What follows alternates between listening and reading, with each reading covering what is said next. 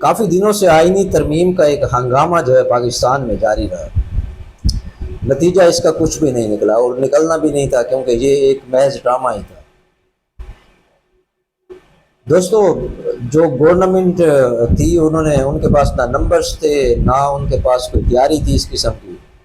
اور یہ ایک ایسا متنازع مسئلہ بنا ہوا تھا جیسے کوئی بچہ پیدا ہی نہ ہوا ہو اور اس پہ یہ ایک بہت واویلا شروع ہو جائے۔ اصل میں اگر آپ اس کو دیکھیں کہ یہ تمام جو ایک پاکستان کی سیاست میں جو بہت سے واقعات ہو رہے ہیں، ان کی وجوہات اگر آپ دیکھنا چاہیں تو آپ 20-25 دن پہلے چلے جائیں۔ اگر آپ 20-25 دن پہلے کے جو میڈیا ہے اس کو اٹھا کر دیکھیں تو وہاں پہ کیا چل رہا ہوتا ہے؟ وہاں پہ یہ چل رہا ہوتا ہے کہ آپ کی جو IPPs ہیں ان کے خلاف ایک شعوری مہم چلائی ہوئی تھی، اور میڈیا بھی یہ ببانگ دول کہہ رہا تھا کہ IPPs جو ہیں وہ اس پاکستانی عوام کو لوٹ رہے ہیں۔ بہت سے ایسے IPPs کے پلانٹ تھے جو بند پڑے ہونے کے باوجود بھی منافع میں جا رہے تھے، جو کہ ایک معجزہ ہو سکتا ہے۔ پاکستان میں ایسے معجزے کوئی بعید نہیں ہے کہ نہ ہوتے رہتے ہیں یہاں پر اس طرح کے۔ تو میڈیا بھی ان کو تھوڑا سا وقت دے رہا تھا، کیونکہ یہ ہارٹ ایشو جو ہے وہ عوام میں کافی دلچسپی کا باعث بن رہا تھا، کیونکہ یہ ٹاپک جو تھا وہ عوام سے ریلیٹ کر رہا تھا، تو عوام اس میں کافی دلچسپی بھی لے رہے تھے۔ لیکن اس کے بعد کیا ہوتا ہے؟ اس کے بعد آپ دیکھیں، اچھا اس سے یہ بھی تھا کہ IPPs پہ جب میڈیا پہ اور سوشل میڈیا پہ یہ باتیں چل رہی تھی تو عوام میں ان کے جذبات بھی تھوڑے سے مشتعل ہو رہے تھے، اور یہ آوازیں ابھرنا شروع ہو گئی تھیں کہ IPPs سے معاہدے جو ہیں وہ منسوخ کیے جائیں۔ لیکن اس کے بعد کیا ہوتا ہے؟ ڈرامائی تبدیلی ہوتی ہے۔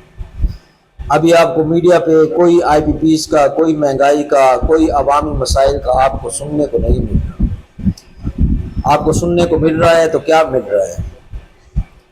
آئینی ترمیم کے متعلق آپ کو بتایا جا رہا ہے، آپ کو فیض حمید کی گرفتاری کے، اچھا یہ فلم وہیں سے سٹارٹ ہوتی ہے جب فیض حمید کو گرفتار کیا جاتا ہے۔ فیض حمید کو گرفتار ہونے کے بعد آپ دیکھتے ہیں کہ پاکستان تحریک انصاف کے جلسوں میں بہت تیزی آ جاتی ہے۔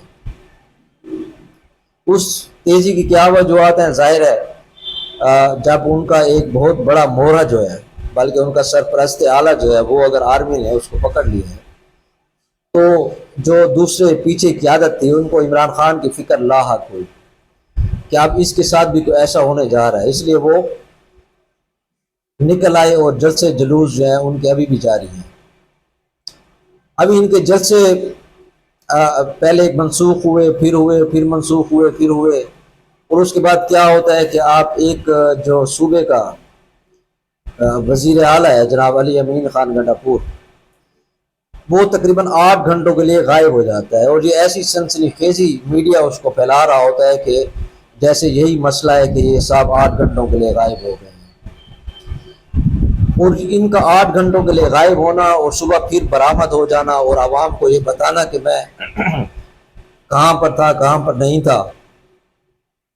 وہ جیسے اپنا ایک صحافی ہے نا، اپنا نصرت جاوید صاحب، تو وہ یہ کہہ رہے تھے کہ ان سے پوچھا کہ وہ کہاں تھے علی امین صاحب، تو انہوں نے وہ ایک اس کو شاعری انداز میں اس کا جواب دیا ہے کہ وہ بات کیوں پوچھتے ہو جو بتانے کے قابل نہیں ہے۔ تو یہ انہوں نے اس کو کہا، باقی بتانے کے قابل تو وہ بات نہیں تھی کہ وہ صاحب کہاں تھے، سب کو معلوم ہے کہ وہ کہاں تھے۔ اس کے بعد آپ دیکھتے ہیں دوسرا ڈرامہ شروع ہو جاتا ہے، اس کے بعد پارلیمنٹ پر، پارلیمنٹ سے لوگوں جو معزز اشرافیہ کے جو پارلیمنٹیرین ہیں ان کو وہاں سے پولیس جو ہے وہ لے کر جا رہی ہوتی ہے۔ اچھا اس پہ بھی کافی مطلب ہے کہ واویلا ہوا کہ جو پارلیمنٹ ہے اس کی توہین ہو گئی وغیرہ وغیرہ، جتنے بھی ان کے اپنے وہ ہیں، اور اس کے بعد پروٹیکشن آرڈر بھی جاری ہو گئے،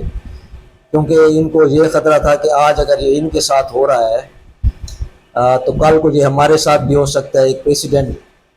بن سکتی ہے ہمارے لیے بھی، تو انہوں نے اپنے ہی لیے وہ پروٹیکشن آرڈر جاری کیے، اس میں بھی عوام کا کوئی لینا دینا نہیں تھا۔ رات کو ان کو وہاں سے اٹھایا، دوسرے دن وہ بھی مطلب ہے کہ پھر پارلیمنٹ میں آ گئے، کچھ بھی نہیں ہوا، لیکن میڈیا میں آپ نے دیکھی کہ کتنی ہائپ کریٹ کی گئی، کتنی سنسنی خیزی کریٹ کی گئی۔ اس کے بعد اگر آپ آگے چلیں تو وہی معاملات ہیں، آئینی ترمیم والے آ جاتے ہیں کہ اس پہ بحث ہو رہی ہے کہ کون سی آئینی ترامیم ہے۔ میں نے وہ سارا مسودہ میں نے پڑھا ہے، لیکن اس میں مجھے کہیں پر بھی عوام سے ریلیٹڈ کوئی بات بھی نظر نہیں ہے۔ آپ کہیں گے تو میں آپ کو وہ پڑھ کر سنا بھی دوں گا، لیکن اس میں کسی بھی عوامی مسئلے کا کوئی حل نہیں بتایا گیا۔ ان کے اپنے تضادات تھے، ان کے اپنے تضادات ہیں جن کو یہ حل کرنے میں لگے ہوئے ہیں۔ عوام سے ان کا کوئی لینا دینا نہیں ہے۔ وہ جو میڈیا جو ہے وہ آپ کو ایسی سنسنی خیزی، دیکھیں میڈیا کا کام یہ ہوتا ہے کہ وہ رپورٹنگ کرتا ہے۔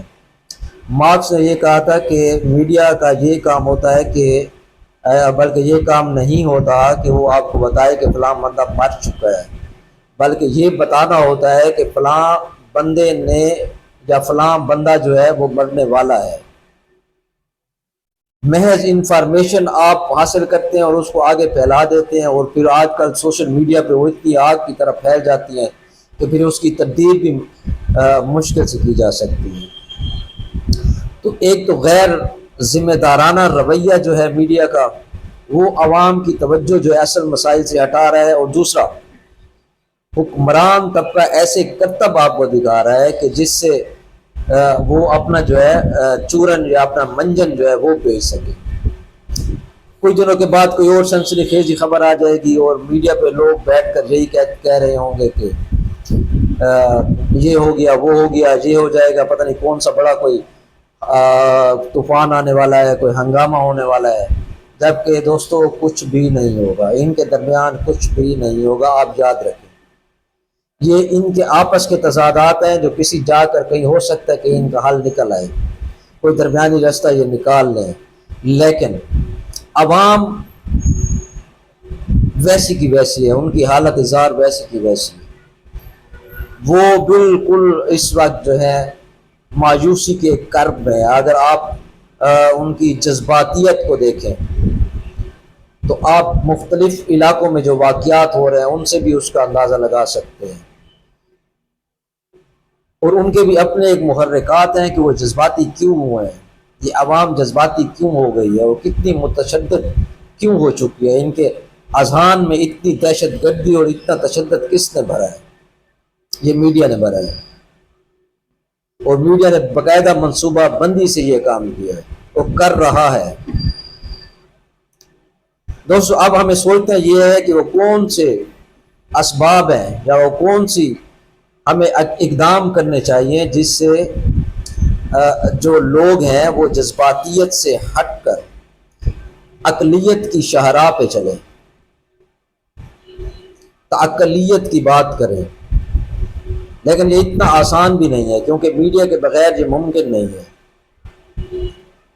اور میڈیا جو ہے وہ ظاہر ہے ایک کارپوریٹ سیکٹر ہے، ایک پرائیویٹ سیکٹر ہے جس کو صرف اور صرف اپنے منافع کے علاوہ کسی اور چیز کی کوئی فکر نہیں ہے، اور دوسرا حکمران طبقہ ہے، ان کو بھی اپنے تضادات کے علاوہ کسی اور چیز کی کوئی فکر نہیں ہے۔ اگر عوام اپنے مسائل کو خود نہیں سمجھیں گے اور وہ یہ نہیں سمجھیں گے کہ ہمارا استحصال کون کر رہا ہے اور کیسے کر رہا ہے، اس وقت تک یہ ایلیٹ کلاس ہمارے جذبات سے بھی کھلواڑ کرتے رہیں گے، ہماری معاشیات سے بھی کھلواڑ کرتے رہیں گے۔ Thank you very much.